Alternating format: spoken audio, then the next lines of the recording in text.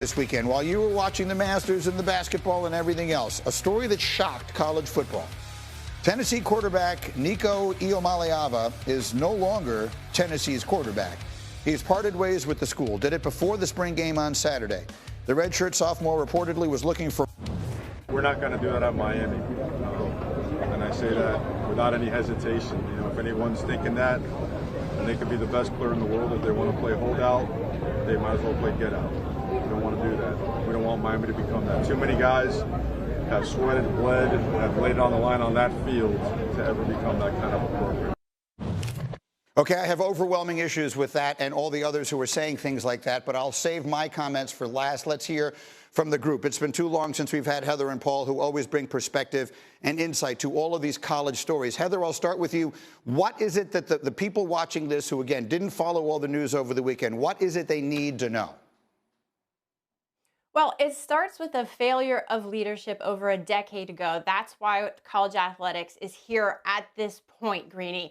What has happened is that athletes every day in college football, every day, are asking their coaches for more money. It's just that nobody is talking about the freshman left tackle who's asking for $1.5 million. So when Chris Lowe reported that Iamaleava is asking for $4 million, and Josh Heupel and other staff members had no communication with Iamaleava. So at that point, Heupel said, and he told the team on Saturday morning before the spring game, no one player is bigger than this team. And Greeny, I talked to people outside of the SEC athletic leaders who were so happy that Tennessee said that and handled it the way they did to hopefully send a message to other people, because what is different about Iamaleava's situation is that he was a no-show. And unlike the NFL with contracts that are binding, this is different because these contracts are with the NIL collectives. Paul, what is your perspective? Again, this takes place sort of on your watch, if you will, in your neck of the woods down there in the SEC. What is your take on the whole thing? Greeny, what was so interesting Friday afternoon, listening to fans all over the SEC and in particular in Knoxville, they were done with this guy. They did not want him back, as good as he was. And by the way, he was good, not great. He helped Tennessee get to the playoffs. But they didn't want him even if he showed up on Saturday, because there is a big inflection point going on right now in college. Stomach, Greeny, every time a player tries to pull a heist like this, and that's exactly what it was. He already had an agreement to try to get more money before a scrimmage, meaning I won't play next season, right before the portal, was a slap in the face of every college football fan in this country. RC, you played obviously at the highest levels of college football. You have a son who just finished playing college football. I just set that up so people understand where some of your background perspective on this may be. What do you make of the whole thing?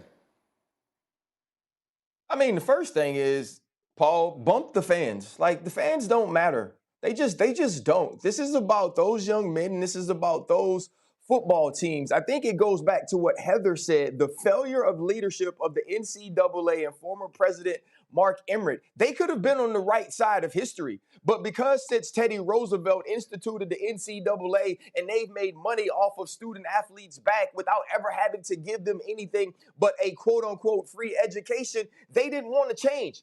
They didn't want to say we can put rules and regulations on NIL. We can make sure that these players have more than they have been giving, but we can also make sure that it's not the wild, wild west and that coaches don't have to deal with players that may hold out in a situation where you shouldn't hold out because the contract isn't binding. And now you got people like Mario Cristobal, who, by the way, is part and fault of this because he gave Carson Beck, who ain't the best quarterback in the country, $4 million to go to Miami. There's no reason for him to hold out because he's getting overpaid. But that's what it is when there's no cap. That's what it is when there's no rules. And I'm not mad at Josh Heupel in Tennessee for taking a stand. If you don't want that sort of player in your university, if you don't want that sort of player in your locker room, then you get rid of him. You tell him there's no place for him to come back. But it goes back to the NCAA not doing what they should have done in the beginning. And now you have players and coaches who every day have to figure out a different way to move in the NIL era because no one is guiding them. And that's the sort of things that happen when you don't do that. Yeah, there are no rules. The only thing I will say quickly is you can miss me with all of the coaches. You're telling me that a person found themselves in a situation, and then even though they had made a long-term commitment, they saw a better opportunity out there, so they decided to take it? That you just described basically every coach in major college athletics, and is in my lifetime, and probably far longer than that as well. People who've had contracts. I don't know what Mario Cristobal's contract situation was at Oregon when he decided to leave to go to Miami, but he certainly wouldn't have been the first one that had 7 years left on his contract but saw a better opportunity and chose to go get it somewhere else. So you can miss me with telling me the players shouldn't be allowed to do the same thing. Whether this young man handled this situation correctly or not, I don't know enough about the details of it to weigh in on that. But it strikes me that the coaches are the last people I want to hear from on that subject. Heather, final word. There are no winners in this, Greeny, and how it impacts the future depends on how this story ends. Watch what happens in the portal with Nico Iamaleava. Does he eventually wind up getting the money that he wants? Because if he does, he might wind up looking like a hero to other players. If he doesn't, this is a cautionary tale. Okay, again, this is what happens when you have no rules whatsoever, and then it's hard to say anyone has broken them. Okay, awesome, guys. You explain to me what's going on here. This is you and Cooper DeJean doing some drills here, and just, can you give us a little play-by-play on what we're seeing here?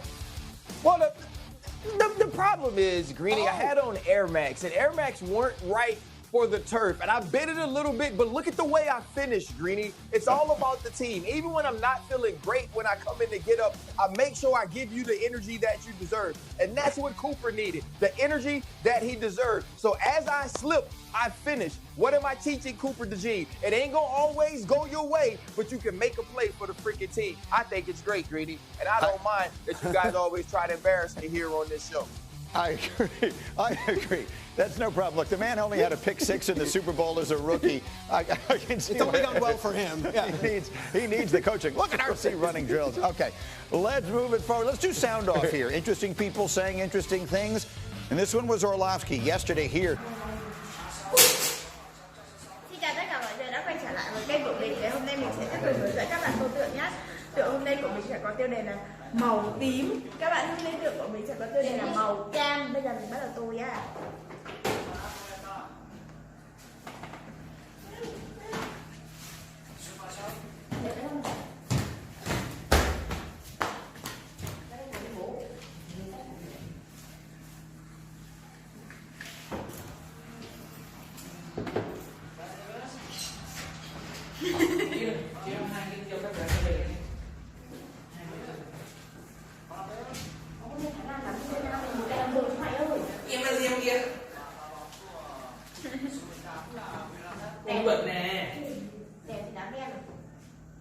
Việt Nam một đều rồi, Thành đưa tiền đây để mua kẹo.